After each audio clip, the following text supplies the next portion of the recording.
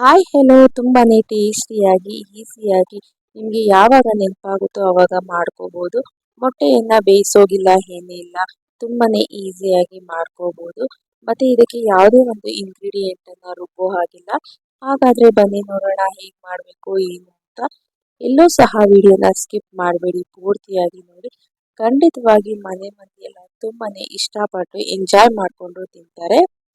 ಮೊದಲಿಗೆ ಒಂದು ಕುಕ್ಕರ್ನಲ್ಲಿ ಒಂದು 2 ರಿಂದ 3 ಸ್ಪೂನ್ ಅಷ್ಟು ಎಣ್ಣೆಯನ್ನ ಹಾಕೊಳ್ಳಿ. ನಂತರ ಇದಕ್ಕೆ ಓಲ್ಡ್ ಸ್ಪೈಸಸ್ ಅನ್ನ ಹಾಕೋಬೇಕಾಗುತ್ತೆ. ಅದಾದ್ಮೇಲೆ ಇದಕ್ಕೆ ತೆಳ್ಳಗೆ ಕಟ್ ಮಾಡ್ಕೊಂಡಿರುವಂತ ಒಂದು ದೊಡ್ಡ ಸೈಜ್ ಈರುಳ್ಳಿಯನ್ನ ಹಾಕೊಂಡು ಚೆನ್ನಾಗಿ ಫ್ರೈ ಮಾಡ್ಕೊಳ್ಳಿ.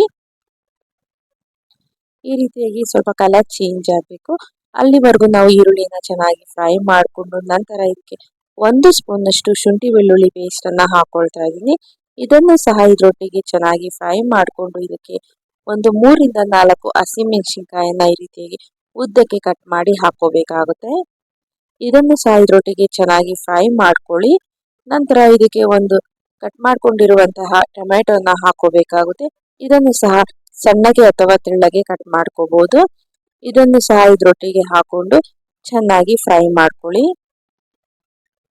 ನಂತರ ಇದಕ್ಕೆ ಸಣ್ಣದಾಗಿ ಕಟ್ ಮಾಡ್ಕೊಂಡಿರುವಂತ ಕೊತ್ತಂಬರಿ ಸೊಪ್ಪು ಹಾಗೂ ಪುದೀನ ಸೊಪ್ಪನ್ನ ಹಾಕೊಂಡಿದ್ದೀನಿ. ಇದನ್ನು ಇದರೊಟ್ಟಿಗೆ ಹಾಕೊಂಡು ಚೆನ್ನಾಗಿ ಫ್ರೈ ಮಾಡ್ಕೊಳ್ಳಿ. ನೋಡಿ, ಈ ರೀತಿಯಾಗಿ ಚೆನ್ನಾಗಿ ಫ್ರೈ ಆಗಬೇಕು.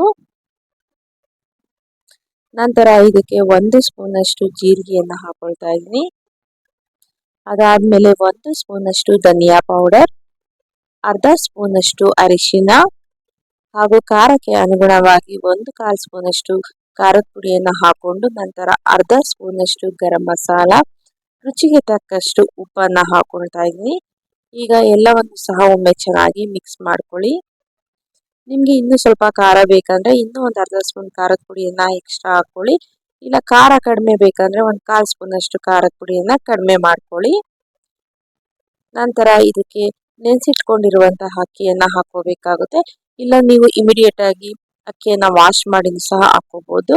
ನಾನಿಲ್ಲಿ ಒಂದು 2 ಕಪ್ನಷ್ಟು ಅಕ್ಕಿಯನ್ನ ತಗೊಂಡಿದ್ದೀನಿ. ಈಗ ಇದರೊಟ್ಟಿಗೆ ಒಮ್ಮೆ ಚೆನ್ನಾಗಿ ಮಿಕ್ಸ್ ಮಾಡಿ ಇದಕ್ಕೆ 4 ಕಪ್ ಅಷ್ಟು ನೀರನ್ನ ಹಾಕೊಳ್ತಾ ಇದ್ದೀನಿ. 2 ಕಪ್ ಅಕ್ಕಿಗೆ 4 ಕಪ್ ಅಷ್ಟು ನೀರು ಪರ್ಫೆಕ್ಟ್ ಆದಂತಹ ಅಳತೆ. ನಂತರ ಇದಕ್ಕೆ ಒಂದೊಂದೇ ಮೊಟ್ಟೆಯನ್ನ ಈ ರೀತಿಯಾಗಿ ಒಡೆದ್ಬಿಟ್ಟು ಈ ರೀತಿಯಾಗಿ ಡ್ರಾಪ್ ಮಾಡಬೇಕಾಗುತ್ತೆ. ನಾನಿಲ್ಲಿ ಒಂದು 6 ರಿಂದ 7 ಮೊಟ್ಟೆಯನ್ನ ಹಾಕೊಳ್ತಾ ಇದ್ದೀನಿ. ನೀವು ಎಷ್ಟು ಮೊಟ್ಟೆ ಬೇಕೋ ಅಷ್ಟು ಮೊಟ್ಟೆಯನ್ನ ಹಾಕೋಬಹುದು. ಇದಕ್ಕೆ ಎಗ್ ಡ್ರಾಪ್ ಬಿರಿಯಾನಿ ಅಂತಾನೂ ಅನ್ಬೋದು, ಕ್ವಿಕ್ಕೆಸ್ಟ್ ಈಸಿಯೆಸ್ಟ್ ಬಿರಿಯಾನಿ ಆದ್ರೂ ಅನ್ಬೋದು. ಈ ರೀತಿ ಹಾಕಿ ಲಿಡ್ ಅನ್ನ ಕ್ಲೋಸ್ ಮಾಡಿ ಒಂದು 2 ವಿಷಲ್ ಬರೋ ತರ ಕುಕ್ ಮಾಡ್ಕೊಳ್ಳಿ. ಈಗ ಲಿಡ್ ಅನ್ನ ಓಪನ್ ಮಾಡಿ ತೋರಿಸ್ತಾ ಇದ್ದೀನಿ ಎಷ್ಟು ಚೆನ್ನಾಗಿ ಆಗಿದೆ ಅಂತ ಬಿರಿಯಾನಿ. ಇದ್ರ ಟೇಸ್ಟ್ ಮಾತ್ರ ತುಂಬಾ ಅಂದ್ರೆ ತುಂಬಾನೇ ಚೆನ್ನಾಗಿರುತ್ತೆ. ನೀವು ನಾರ್ಮಲ್ ಆಗಿ ಮಾಡ್ಕೊಳ್ಳುವಂತಹ ಬಿರಿಯಾನಿಗಿಂತ ಈ ರೀತಿಯಾಗಿ ಎಗ್ ಡ್ರಾಪ್ ಮಾಡಿ ಮಾಡುವಂತಹ ಬಿರಿಯಾನಿ ತುಂಬಾ ಅಂದ್ರೆ ತುಂಬಾನೇ ರುಚಿಯಾಗಿದೆ. ಖಂಡಿತವಾಗಿ ನೀವು ಸಹ ಒಮ್ಮೆ ಟ್ರೈ ಮಾಡಿ ನೋಡಿ, ಫಿದಾ ಆಗೋದಂತೂ ಗ್ಯಾರಂಟಿ. ಮತ್ತೆ ಮತ್ತೆ ಮಾಡ್ಕೊಳ್ತಿದ್ದೀರಾ, ಅಷ್ಟು ರುಚಿಯಾಗಿರುತ್ತೆ. ಈಗ ಇದನ್ನ ಟೇಸ್ಟ್ ಮಾಡೋಣ ಬನ್ನಿ ಹೇಗಿದೆ ಏನು ಅಂತ. ಅಬ್ಬಬ್ಬಾ, ತುಂಬಾನೇ ರುಚಿಯಾಗಿತ್ತು.